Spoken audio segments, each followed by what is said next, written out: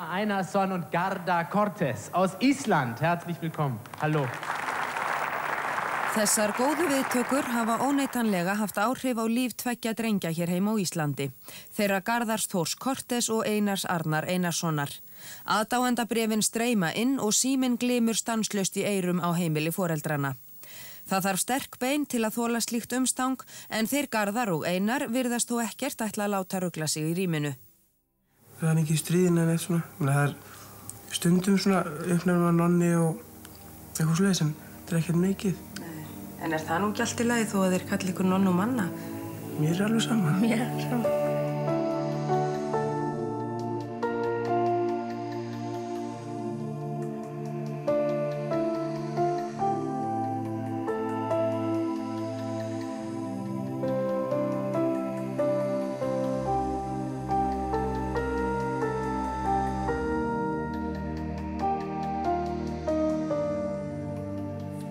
Það vildi nú þannig til í upphafi að Ágúst Guðmundsson, leikstjóri, við hittumst á förnum vegi og hann spurði mig og hann segði mér svona frá ýmsu sem hann var að gera og sagðist þeirra búin að leita mikið að ungum drengjum til þess að leika í myndum nonn og manna.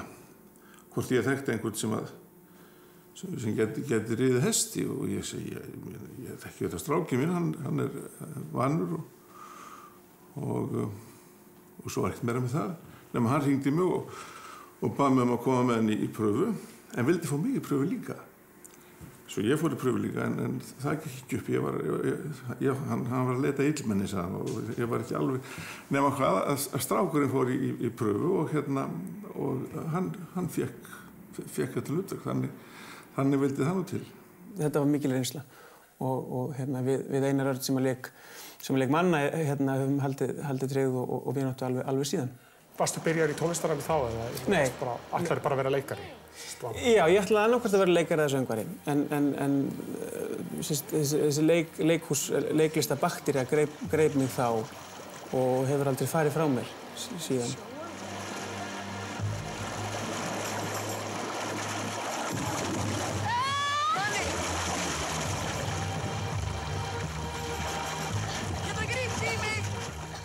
Garðar byrjaði söngnám sitt þegar hann var 18 ára gamall, en það hafði hann þegar stundað tónlistarnám í nokkur ár. Hann lærði á kornett sem er blásturshljóðfæri og svipar til trompets. Að spila á slíkt hljóðfæri krefst öndunartækni og hún hefur komið söngvaranum Garðari á góðum nótum. Margir söngvarar sem hafa lært á blásturshljóðfæri hafa sagt að það hefur hjálpað þeim með öndunina og það dæmi sem ég nefna oft er Fritz Wunderlich. Hann lærði fyrst á horn ef ég man rétt og hann hefur sjálfur sagt og margir í kringum hann að hans fraseringar sem voru ægilega langar og fallegar byggja á þessu námi og þessari reynslu sem hann hafði með blásturshljóðfæri, þannig að það hefur hjálpað. Þannig að þú lendir aldrei í því að vera búið með loftið áður? Jú, það kemur alltaf fyrir, en ég er nokkuð góð með það.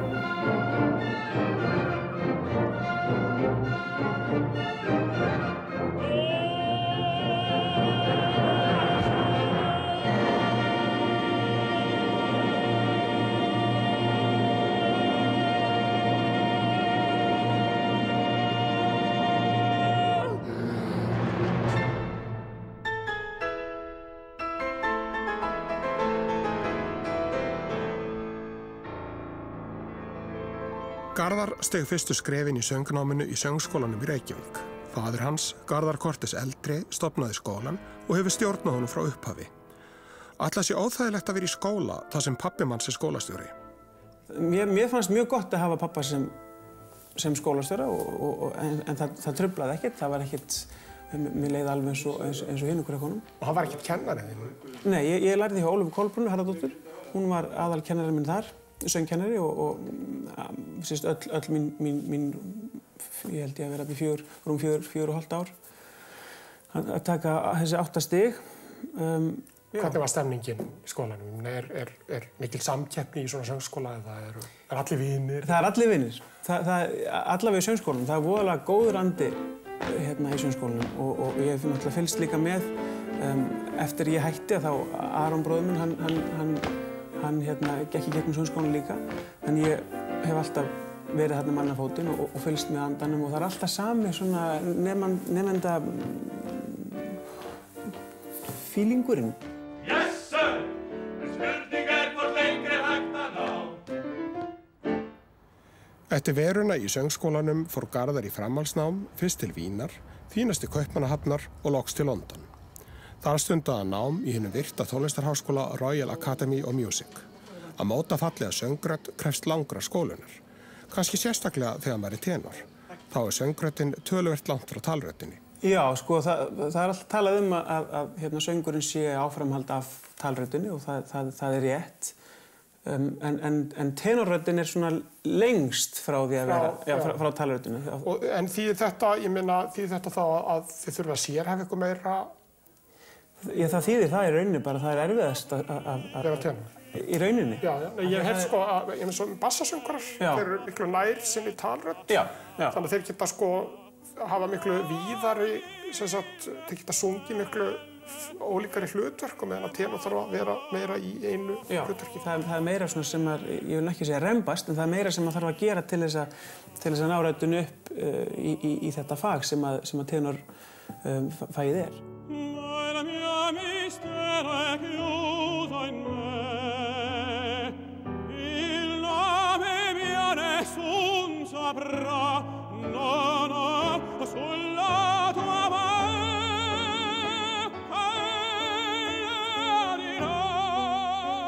En hvað með önnur áhugamál? Já, ég er það heppinn að vinna við það sem er mitt aðal áhugamál og maður svona, þegar maður er sem er tónlist. Þannig að þegar maður er í frí að þá einhvern veginn fer áhugamálið yfir í tónlist. Þannig að þetta er svona óskýr mörk. Hvað með, horfum mikið á bíómyndir? Já, svo þegar maður er, að því ég ferðast mikið, þegar ég kem heima þá finnst mér voðalega gott, bara ég er mikill fjölskyldumaður og finnst gott að draga mig tilbaka og vera með mínu nánustu. Áttu einhver hobby? Þó ég hafi ekki gert það í mörg ár, að þá var hobbyið mitt hestar. Ég hef ekki sem er skrítið að segja, en fyrst ég stunda það ekki, en við vorum voða mikið í hestum áður fyrr. Og hugurinn er alltaf þar, en ég hef ekki haft tíma út af ferðalögum og vinnu. En það er eitthvað sem ég langar að byrja á aftur. En svo finnst mér voðalega gaman að fara út og labba og vera í náttúrunni og gera svona rólega hluti. Það er svona mitt hobby að slökkva á mér.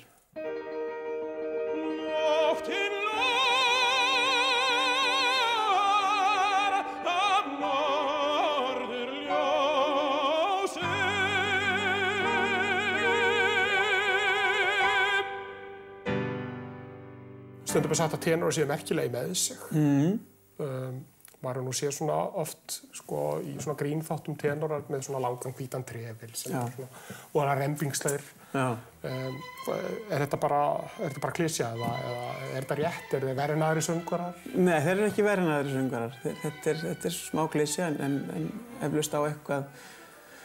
Það er einhver sannleikur kannski að það hafi verið fordæmi. Eflaust og þess vegna byrja svona sögur en ég vil meina að við erum ágætis fólk.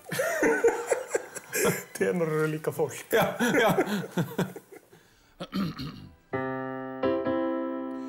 Það svo bjart.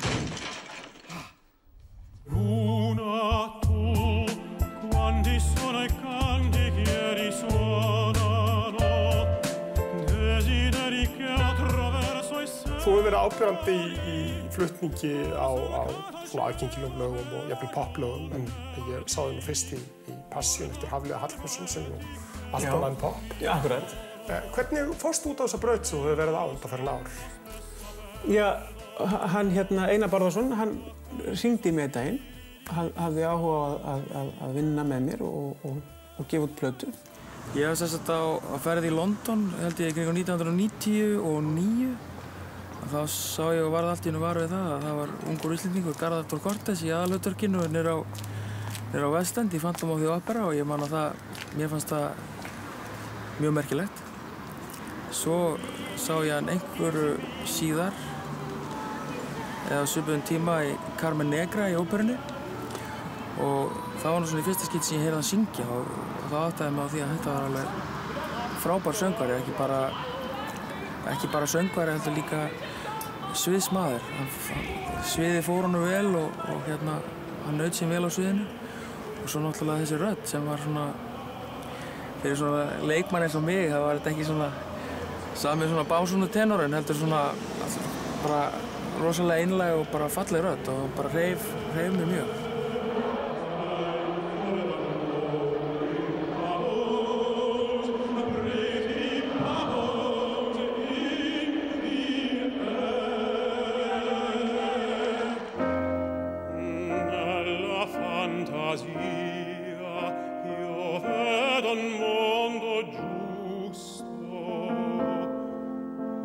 Garðar hefur verið skammaður fyrir að syngja pop, því hefur jafnvel verið haldið fram að hann geti það ekki og hann eigi að halda sig við óperuaríur. Voru geisladiskar hans með poplögum kannski mistök? Ég held ekki. Mér hefur alltaf haft gaman að syngja misjafna tónlist og misjafna stíla og alin upp við að hlusta á alls konar tónlist. Ég náttúrulega hlustaði mest á klassíska tónlist og óperur og hef mest gaman af því, en hlustaði líka á jazz og svo náttúrulega líka þegar ungi krakkar eru alast upp þá er það rock og pop og svona veis. Ég meina, óperuaríur eru nú á vissan hátt. Popsins tíma. Já, popsins tíma, akkurat.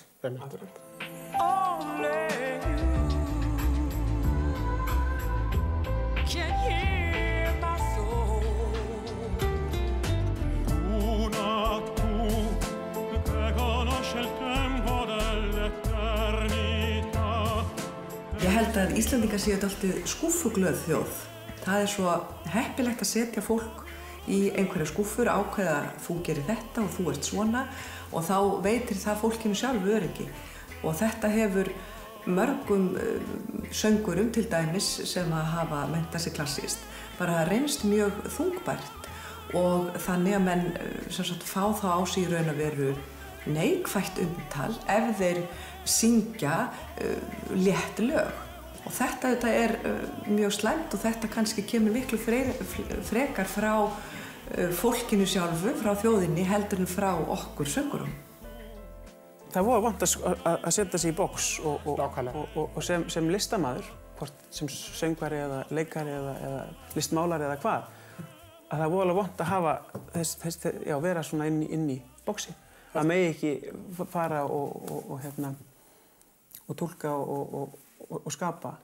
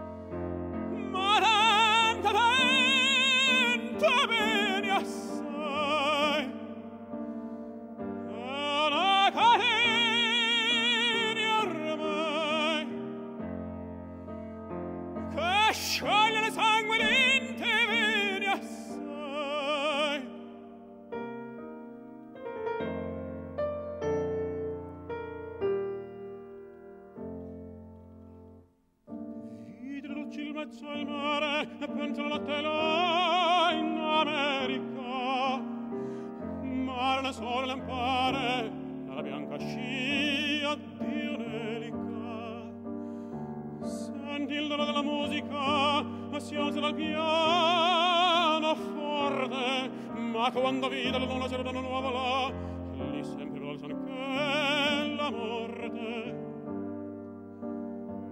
Guardo negli occhi la ragazza, quegli occhi verdi come il mare, poi l'improvvisa lagrima che lo crede di affagare. Te voglio bene assai, ma tanto bene assai, e una catena ormai che scioglie il sangue in te bene assai.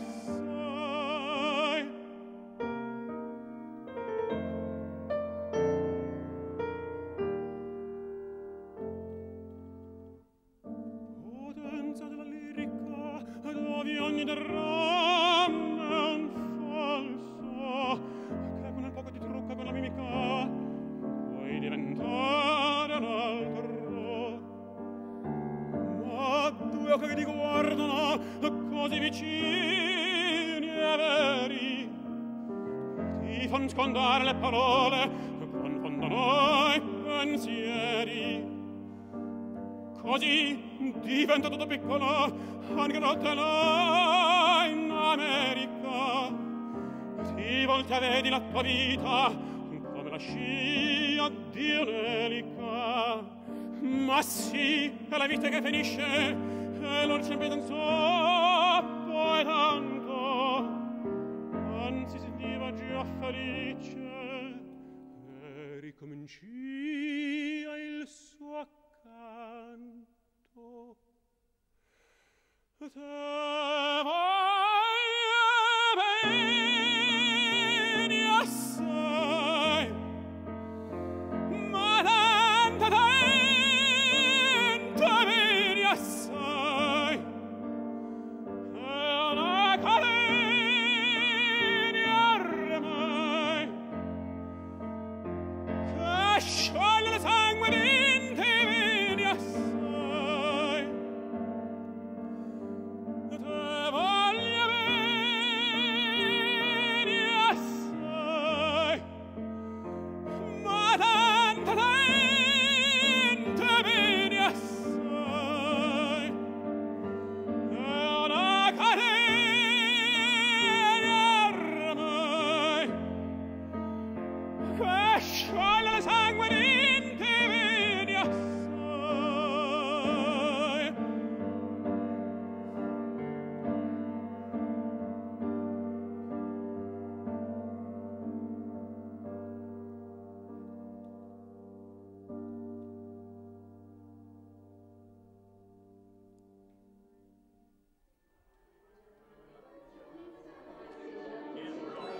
Í útrásinni svokölluðu var Garðar markasettur mjög grimmt.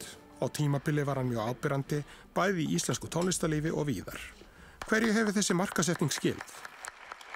Þessi markasetning er tengt plötuútgáfum og þannig að selja plötur og selja eitthvað. Náttúrulega platan gerir mjög vel hérna heima og vel í Bretlandi og hefur verið seld víða í heiminum og hún var tilnefnd platan og ég sem hérna til bresku Britverðlaunanna, klassísku. Þannig að það er það sem það skila sér. Já, það er allt. Ertu að syngja jafn mikið núna eins og fyrir ári síðan eða 2 árum síðan? Já, en ég er að syngja aðeins annað. Síðustu ár hef ég verið að fókusa mikið á plötuútgáfu og þennan crossover stíl af því að þetta tekur mikinn tíma. Þegar maður er að prómótera plötu að þá fer allur tími í það. En nú er ég búinn að hægja á því og er að fara aftur í það sem ég byrjaði, sem er að gefa óbundna tíma og konsertum. Þannig að ég er að gera jafn mikið en bara annað í rauninni.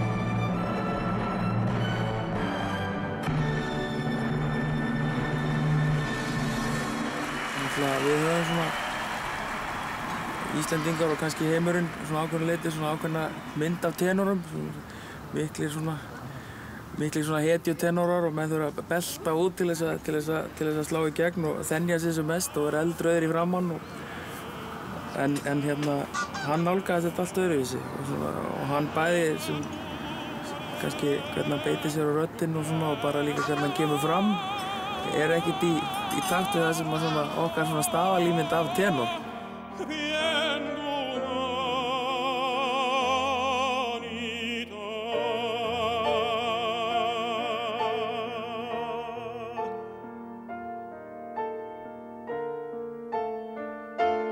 Tenorarnir, ekki bara tenorarnir, líka hynjasöngvarar koma svona í flokknum. Það ekki bara til einn tenor eða eitt sopran, heldur léttu sopran, léttu tenor, þyngri tenor og Garðar núna í léttara flokknum, hann lýriskur tenor. Hann mjög vel menntaður og hann hefur ljúfa og blíða rödd. En hún ekki sterk, eða hann gefur ekki frá sér sterka rödd. Það má vel vera negina til, eða hún komi þegar hann verður eldri. En hann myndi ekki syngja Wagner, tæplega Verdi. En hann ljúfur söngvari, mjög ljúfur og fallegur.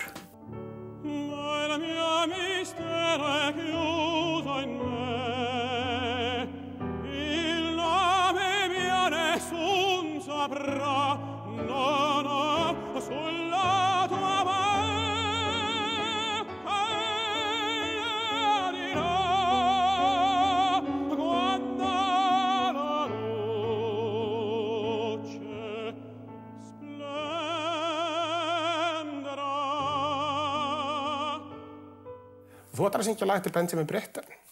Já, ég ætla að syngja lag sem heitir Foggy Foggy Dew.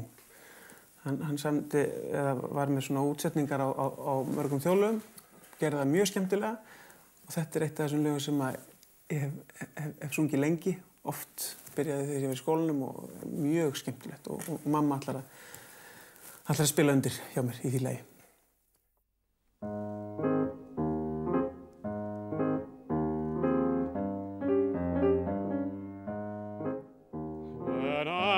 Was a bachelor, I lived all alone and worked at the weaver's trade.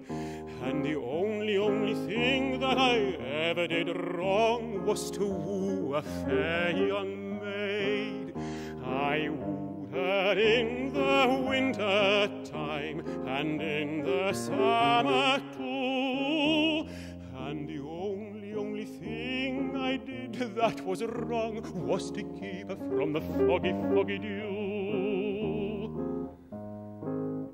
One night she came to my bedside when I lay fast asleep. She laid her head upon my bed and she began to weep. She sighed, she cried, she damn near died. She said, "What shall I do?" So I hauled her into bed and I covered up her head just to keep her from the foggy, foggy dew. Oh, I am a bachelor and I live with my son and we work at the weaver's trade. And every single time that I look into his eyes, he reminds me of the fair young maid. He reminds me of the winter time and of the summer too, and of the many, many times that I held her in my arms just to keep her from the foggy, foggy dew.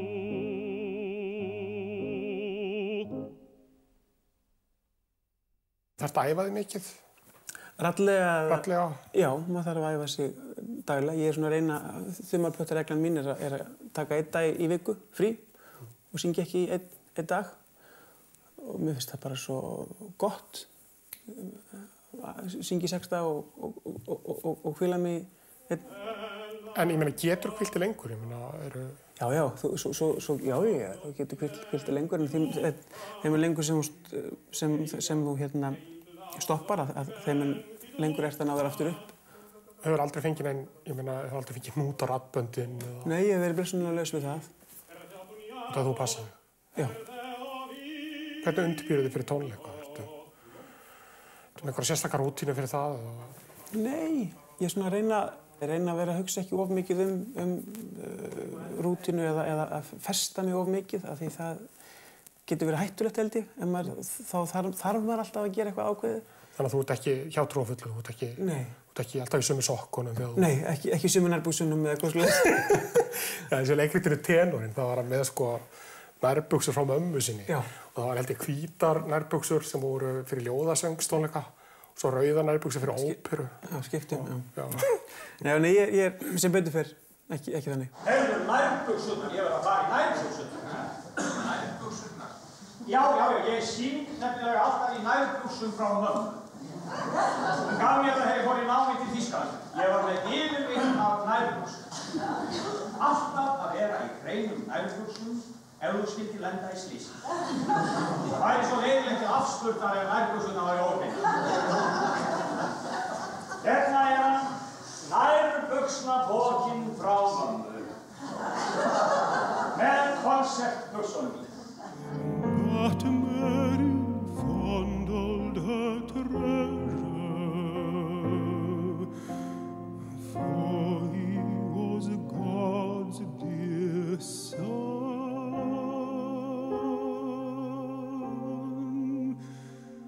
Þú sagðir einhvern tímann í viðtalið að þú væri trúaður. Já. Það eitthvað sem að þú hefur alla tíð eða?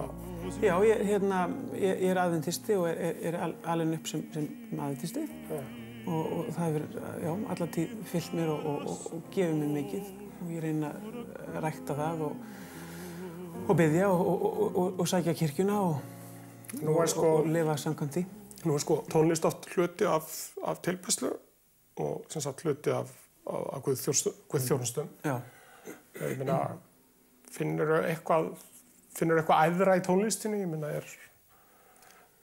hvað er tónlist fyrir þér? Ég meina, hver er máttur tónlistarinnar? Hann er svo mikill fyrir mér og ég veit hann það, að það er alveg í rauninni ólýsanlegt hvað tónlist gefur fólki mikið.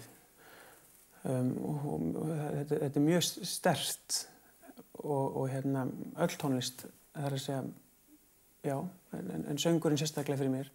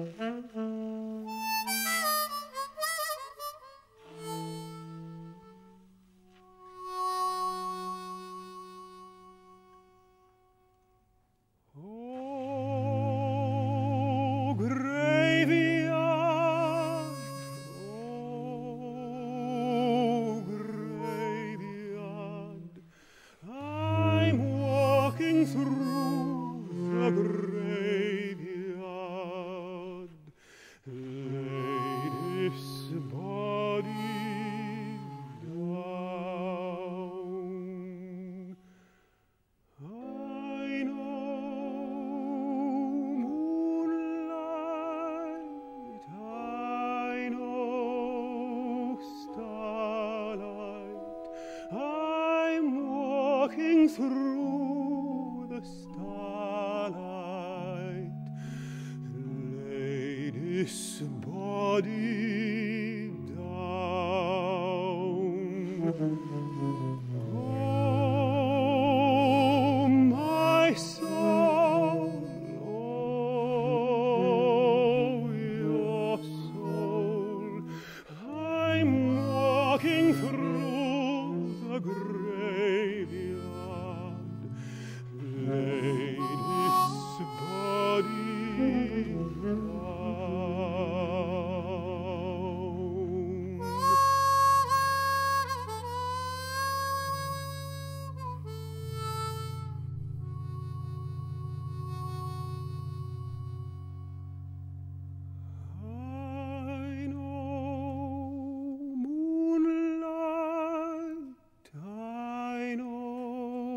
starlight.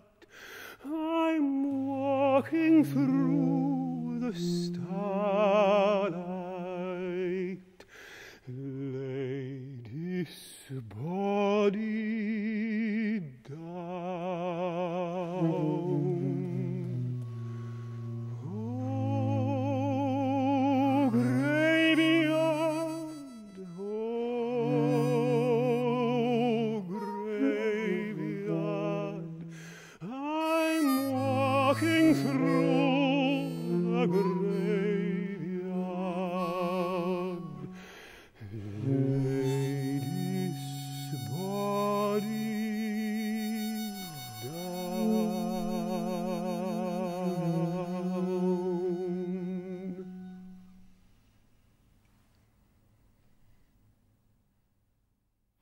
Ég held í dag séu Garðari allir vegi færir. Ég held að séu á þannig stað, hann er búinn að sanna sig í því sem hann var að gera og hefur sýnt fram á það í öðru inn á óperuheiminum og hann getur þetta mjög vel og hann er það ungur að ég held að hann eigi eftir allavega svona 30 mjög góð ár í tónlistinni, alveg sama hvað hann kýs að leggja fyrir sig.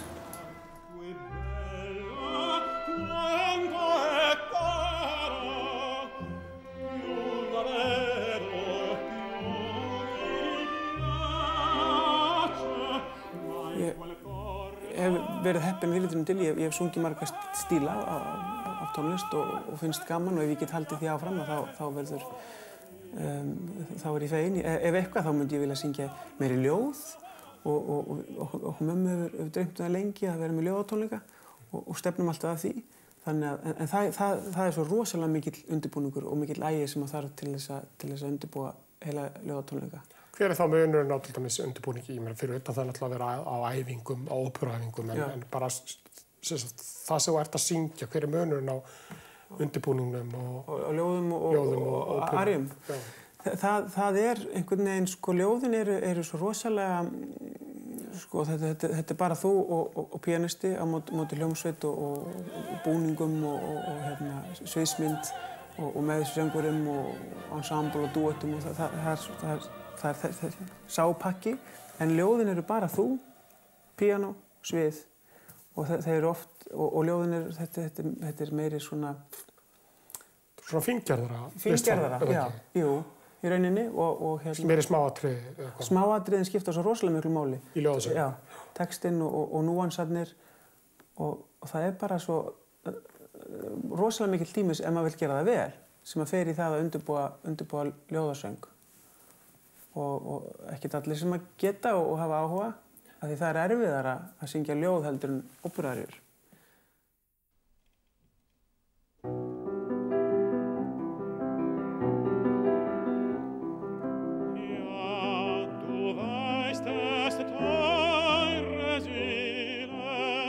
Dass ich fern von dir mich gewähne, Liebe macht die Herzen trank. Aber Dank.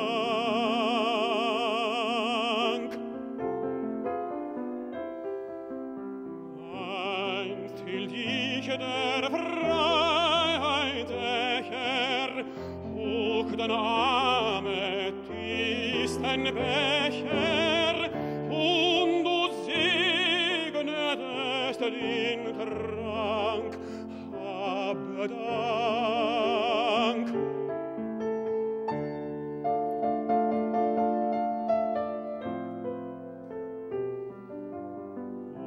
Und beschworst darin die Bösen, bis ich, was ich nie gewinnt,